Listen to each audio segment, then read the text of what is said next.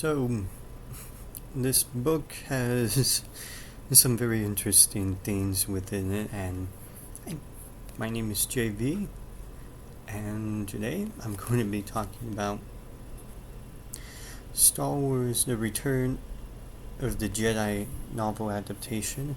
After the major success of Empire Strikes Back, George Lucas was working on the final installment for the original trilogy, and alongside it, they wrote the novel adaptation based upon George Lucas's story and screenplay by Lawrence Kasdan.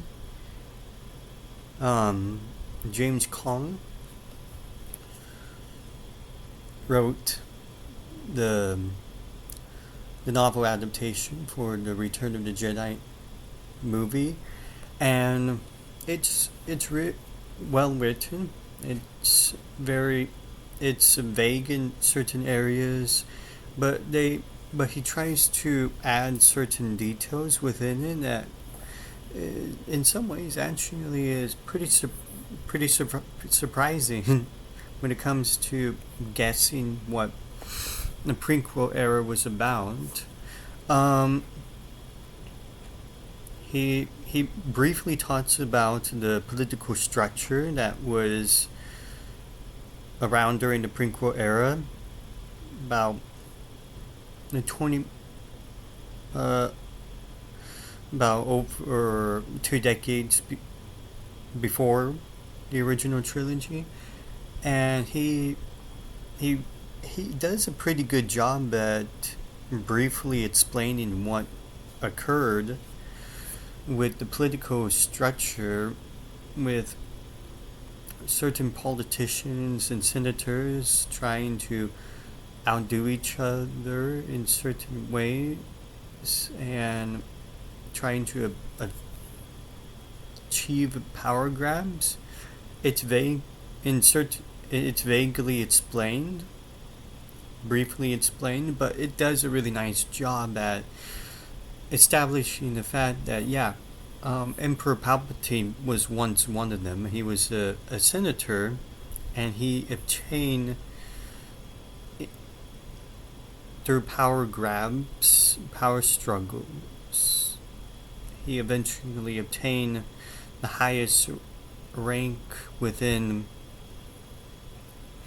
the galactic political scale, and before it eventually collapsed on itself, and he became the emperor of the new empire. So it's vaguely explained, but he does a really nice job at doing it. And then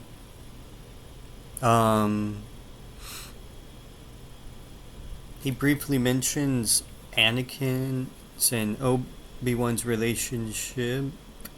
He dives a little bit more in detail with that, um, vaguely describing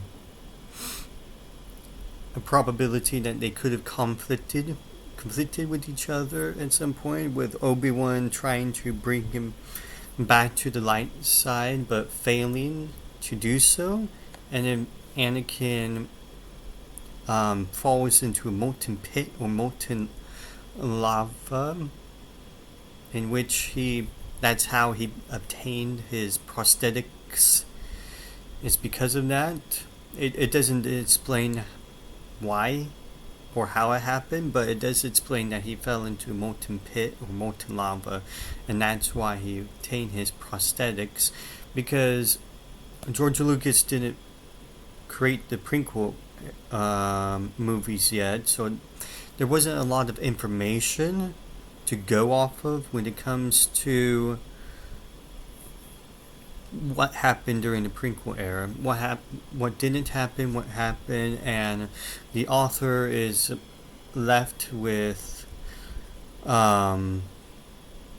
trying to fill in some of the information, and it appears as if George Lucas perhaps gave him some links, a few information, but he wasn't allowed to expand on a lot of that information. And so a lot of it is vague. He got correct in some ways. He got it correct with Anakin obtaining his prosthetics when he became Darth Vader due to the fact that he fell into molten pit, molten lava, but he doesn't explain the details on how that occurred. It's vaguely hinted that Obi-Wan and Anakin has some form of conflict. Because Obi-Wan tells Luke Skywalker that I tried to change him back to the light side. I tried to convince him to come back, but he wouldn't. Because it was too far gone. And then the political structure is also vaguely expressed with some surprising details on Emperor Palpatine once being a senator and then obtaining more and more power until he became the emperor, and the Republic crumbles. And yeah, it's pretty interesting, pretty surprising. And then when it comes to Luke and Leia's mother, in some ways it's implying that she could have or could have survived the events, and then,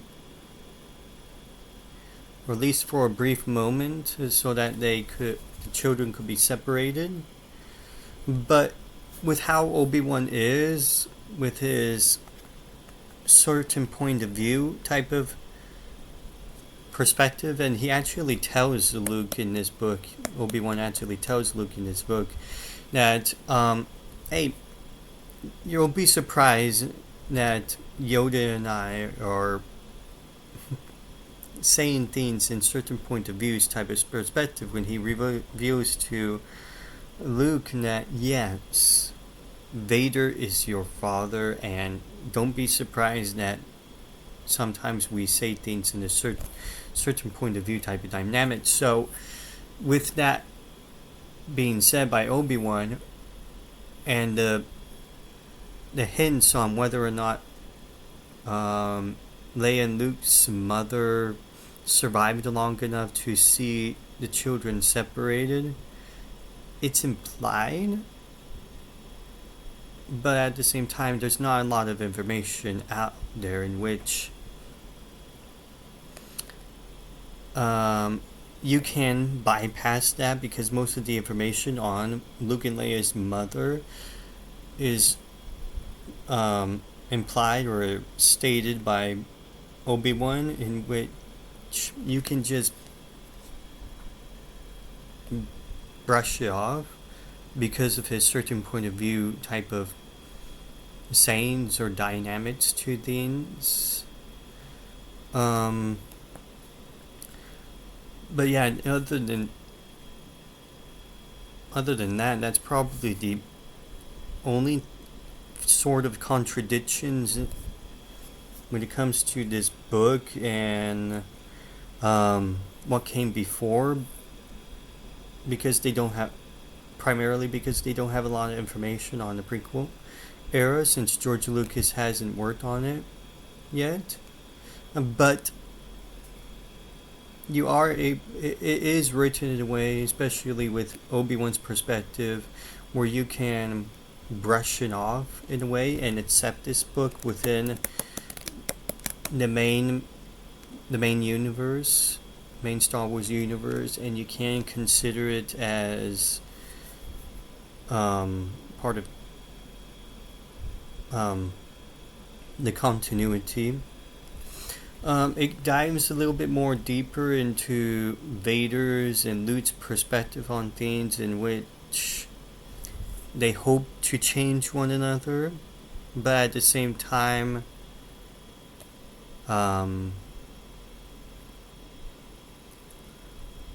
they don't know. Luke hopes to change Vader's perspectives and bring him back to the light side, but he doesn't always know. And then Vader hopes to change Luke's perspectives and bring him to the dark side, but he always doesn't really know. And then you get Palpatine, who's in the middle of them both, conflicting with both of them, and he's trying to change Luke like that, and it's implied that Vader senses that Luke is not ready, so he dodges Luke's lightsaber when he tries to attack Palpatine, because he knows that Luke is not ready. And it gives a little bit more details into what people are feeling, what people are seeing, and all that kinds of stuff. It's pretty much word for word, slightly different dialogue in slightly different wording to what you see in a movie. So it's essentially what you see in a movie with a little bit more emphasis and added detail, even though it's vaguely explained, for how the Empire rose through the prequel era and whatnot. And then you get this interesting thing embedded within it, this interesting scenario. I don't know if it was supposed to be a deleted scene for Return of the Jedi, but there is some hints that it could have been part of a deleted scene for the movie, but I'm glad that they took it out because it's kind of pointless. But it's still in the book, in which you, through the translation of C-3PO and the dynamic with the Ewok elders, the leaders, you see them talking about their historical and mythological background and some of the religious perspectives and their political dynamics, and it's about 1 or 2 pages long. I'm kind of surprised on that, and how lengthy it is compared to what you see in the movie, in which it's only like a couple seconds long through C-3PO, with them chattering with each other, and C-3PO's translating with each other, versus in the book where it's like 1 or 2 or even 3 pages long, and you're like, wow. It's kind of interesting seeing things in the Ewok perspective and their historical and religious background with how they're viewing the rebels. I'm glad that they took it out because it's kind of unnecessary. It actually is unnecessary. But at the same time, it was kind of interesting to see the Ewoks' perspectives and why they eventually banded and joined the rebels to defeat the Empire. Movie-wise, it's unnecessary. Book-wise, it's still a bit unnecessary, but it was still interesting to read about. To see their perspectives on everything. But other than that, it's essentially word for word with what you see in the movie, and with added emphasis and a little bit more details on the background with the original trilogy, seeing how everything fits into place, and seeing how the author is trying to grasp with how everything started, whether or not it's him guessing or little hints and pieces from what he's able to gather from George Lucas. It's really remarkable on how much detail, even though it's a bit vague, on pieces of information that he's able to grab from what would be the prequel trilogy in the background between Palpatine and Vader, and what happened with the Jedi. And it's quite interesting. Not Owen, Obi-Wan does say that Owen is his brother, or refers to Owen as his brother, but you can sidestep that because Obi-Wan in the prequels does say that Anakin is his brother. So you can sidestep that and in that type of understanding, and it's not that big of a deal. But other than that, the Return of the Jedi novel adaptation is quite remarkable, and it's pretty faithful to the movie. It's pretty much word for word, and it's taken from the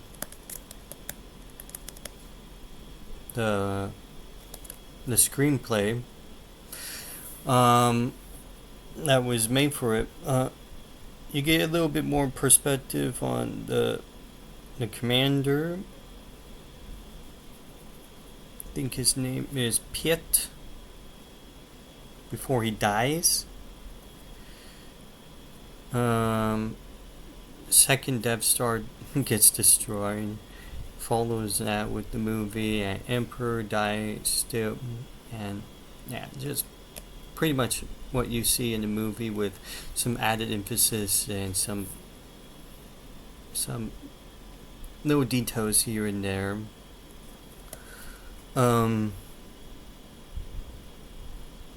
But I do like the dynamics between Vader and Luke, and them wanting to change the other, but then not knowing if they're able to. With Palpatine being this type of devil character, trying to keep them in place and change the Luke's perspective, and you see that a little bit more as well. Somehow Palpatine is able to figure out that, oh, Yoda survived, but now he's dead, and a little bit more on Luke's training by Obi-Wan and Yoda, and trying to tempt him in that type of way, but Luke stays his ground as he knows who the true villain is, and he's trying to thwart off the temptings by Palpatine to join him, and trying to establish the fact that Vader was changed by him as well, and he's trying to bring him back to the light side. Spoiler, it does work. Anyway.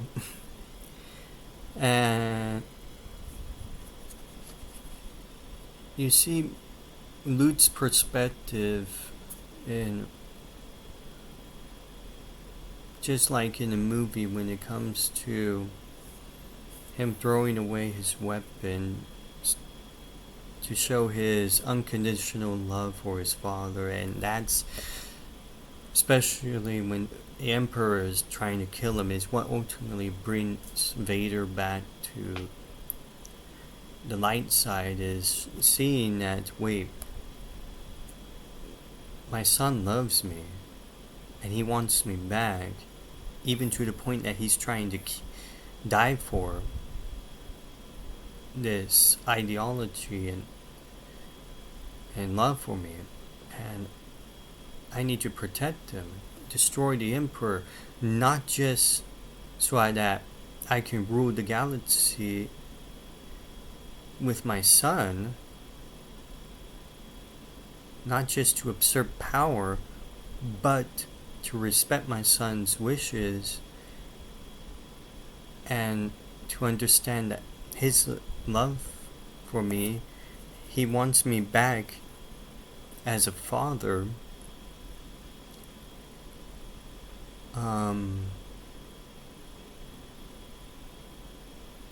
And now I want him back as my son, regardless on the fact that he doesn't want to rule with me. And now I don't want to rule either, because I just want my boy back. And now since he finds out that he has a daughter too, I want them both back. And it gives more details, more emphasis on why that is the case. It dives more deeply into their character and their persona and their goals. And you see them shifting, primarily Vader, shifting to now he wants more, because he sees what he's missing out, and he sees that he just wants his children back. And this type of prodigal son type of story, I love prodigal son stories, and this is why I love this story, Star Wars, so much, is because you see more of those type of prodigal son type of story in this. It's kind of the inverse of the prodigal son, because he's a prodigal father when it comes to Vader. But I just love Star Wars. That's why I love Star Wars, is that you see more of these prodigal son type of stories in which you're seeing the struggle between light and dark and good versus evil, not just within the galaxy but also within ourselves. And we have to ultimately decide whom we're willing to be and whom we want ourselves to be. Not just for our children, not just for the sake of changing, but changing because we want to change. We want to change for ourselves. We want to change for ourselves and for our loved ones. And this book dives a little bit more deeper into that type of perspective that we love so much from the movies. Seeing this struggle between good versus evil, between light versus dark, and seeing whom we want to be. And even in Luke's perspective, seeing whom he wants to be as well. Trying to figure out, hey, do I want to be a Jedi like Ben and Yoda? They were great mentors, but do I want to be a Jedi like that? Even in the perspective of them giving me half-truths, half-lies, even with them giving me vague impressions on, oh, my father cannot change and I have to kill him. Or do I want to see things in a different perspective, kind of like how Obi-Wan and Yoda were telling me different perspectives on his father, Luke's father, on telling him, oh, he can't change type of thing, so he has to die. Or should I kill his Vader self and bring back Anakin? Killing the good... No, sorry, I got that wrong. Forget what I said. Killing the bad to bring back the good. Preserving the good, but killing the bad in order to bring back the good and preserving the good. So in that type of perspective, kind of like with Obi-Wan, in a certain point of view, Luke did kill Vader, but he didn't physically kill him. because he brought back Anakin, the good Anakin, that of what he would have been if he didn't kill uh, the good part of himself and became Vader. So you're seeing different perspectives, but you're seeing them shifting on what those perspectives could mean. Should I kill my father? Should I not kill my father? Even Ben and Yoda are saying, "Oh, he's too far gone. You should kill your father." But then Luke is like, "No, I don't want to kill my father." And then at the same time, you told me some truths. You told me some lies because of this whole certain point of view type of perspective. So, should I kill Vader and bring back Anakin, which is ultimately in the end what happened? And you see those dynamics. You see those different shifts and different dynamics on things, on these different struggles of good versus evil or light versus dark, and seeing those struggles on should I accept the ways of the Jedi through the perspectives of Obi-Wan and Yoda, or should I try to figure things out and accept a new, different perspective on what the Jedi should be?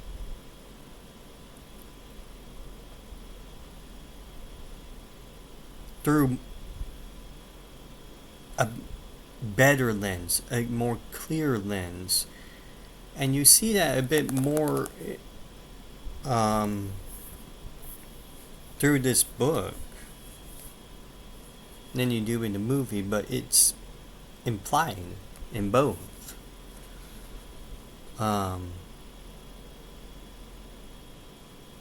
Spoiler, Vader dies, but Anakin returns. What Anakin could have been if he didn't get tempted by Palpatine. So, yeah, I talked a little bit more on this than I did on the other books, primarily since you see more of that symbolism and you see more of the goals that George Lucas wanted to present in this father-son, father-child dynamic, because you also have Leia as well. Brother-sister type of dynamic, father-son, father-child type of dynamic, this prodigal son story, this prodigal father type of story. When it comes to Vader and Anakin, and I just want to say I love prodigal son type of stories. I love them, and that's why I love Star Wars. And I'm going to be going a bit more in detail now when it comes to the other books that I want to get more into, even though I didn't get into that type of detail with the previous books versus this book. But you see why I did. And I also wanted to see how much I can savor in this book as well. So, yeah, it's with some things that you can essentially brush off because of a certain point of view type of perspective. You can embrace this book more, and you can also embrace more of the story with more of the closure that this book can give you in its spiritual symbolic dynamics that George Lucas is trying to give you with the family dynamics. And that's why I just love Star Wars. It's this family dynamic, this rise and fall, light versus dark, good versus evil type of dynamics. And I want to get more into that with the prequels, despite the fact that they have their own version of it. But I also want to talk about more books. I also want to talk more about the books that I've already read, with Dawn, for example, Dawn of the Jedi and Revan, which are books from the Old Republic or pre-Old Republic eras, which are thousands of years before the original trilogy or the classic Star Wars George Lucas movies. And but with this, I say if you're able to bypass the fact that of Obi-Wan's certain point of view type of perspective with Luke's mother, then yeah, you can accept it within the Legends continuity, Legends timeline, and maybe also canon continuity as well, if you want to. But with that, I'm going to be closing it, and I love these books. I especially love the symbolism of these books. If you're able to gather those symbolisms from these books, and with that, I'm going to be saying goodbye and have a nice day until my next video, and hope you all well. Bye.